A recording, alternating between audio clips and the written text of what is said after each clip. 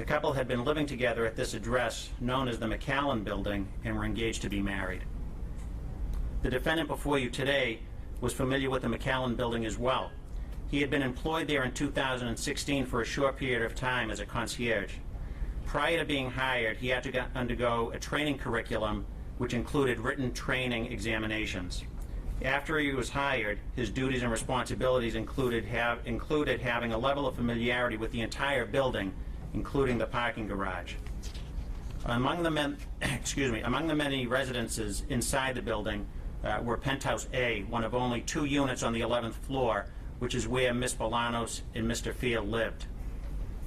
On Friday, May 5, 2017, at about 8:38 p.m., Boston Police Operations received a call from the concierge at the front desk of the McAllen Building.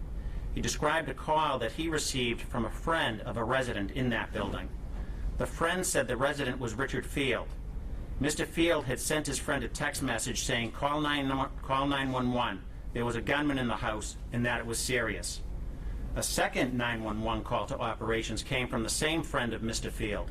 The friend again described a text he received about a gunman in the house and his friend's plea for help. Unknown to anyone at that time, Mr. Magistrate, was that earlier that same day, an individual wearing gloves, a hat, a hooded jacket, a bright yellow shirt, and carrying what appeared to be a string bag snuck into the garage of the McAllen Building shortly before 4:00 p.m. That same person appeared to have been lurking around the building as early as 2:40 p.m. on that date.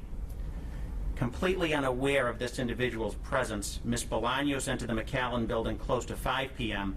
and Mr. Field entered the same building sometime around 6:30 p.m. Based on those earlier 911 calls, Mr. Magistrate, operations dispatched police units to 141 Dorchester Avenue. The responding officers went to the 11th floor and proceeded to Penthouse A. Once there, they observed a set of keys on the floor in front of the door to Penthouse A. They also noticed 2 doors to the immediate right of Penthouse A. One door accessed a stairwell that went to the lower floors of the building, including the garage area. The other door, which was unlocked, was equipped with a peephole and had access to a utility room. The officers began knocking on the door to Penthouse A and announced themselves multiple times. Receiving no response, they used the keys from the floor and were able to open the front door of Penthouse A. The officers announced their presence again once the door was open. As officers entered the residence, the lights were off and the interior was dark. Shortly after opening the front door, one of the officers saw a black male dressed in dark clothing immediately inside Penthouse A. Based on the original dispatch information and observations made of the suspect they encountered, officers believed that this individual was armed.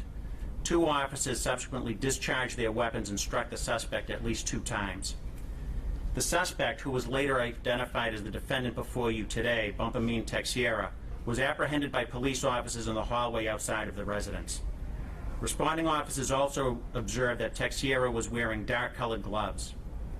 Medical attention was immediately sought for Teixeira, but before he was transported to an area hospital, he made statements, including that another armed individual was inside the residence. As a result, the Boston Police entry team was used to gain entry into the residence.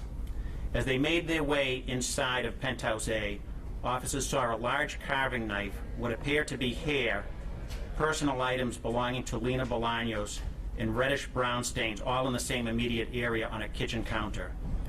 As those same officers made their way further into the apartment, they made the grisly discovery of 2 people in separate areas of the residence. Both individuals, later identified as Lena Bolanos and Richard Field, were bound, apparently at various times by various means. They had both sustained massive trauma, and after being examined by emergency medical personnel on scene, were declared deceased. Later that evening, a black string bag that was located in the hallway where Teixeira was apprehended was collected. In the immediate vicinity of the same bag, there was a bright yellow shirt, consistent in color and style with the one that was observed on the individual in the area of the building at 2:40 p.m. and shortly before 4:00 p.m., making his way into the garage. Also in the immediate vicinity of that black string bag was a large carving knife. A hat and hooded jacket apparently belonging to the defendant were also recovered.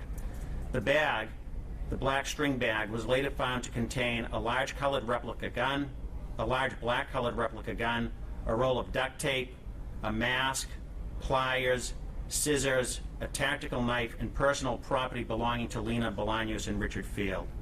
It should be noted, Mr. Magistrate, although it's not included in our statement of the case, that duct tape was clearly used to bind both victims. In addition, conspicuously present on the floor just inside the front door, a black backpack was observed and later collected. That backpack was stuffed with numerous pieces of jewelry that clearly belonged to Lena Bolaños. That is a statement of the case, Mr. Magistrate.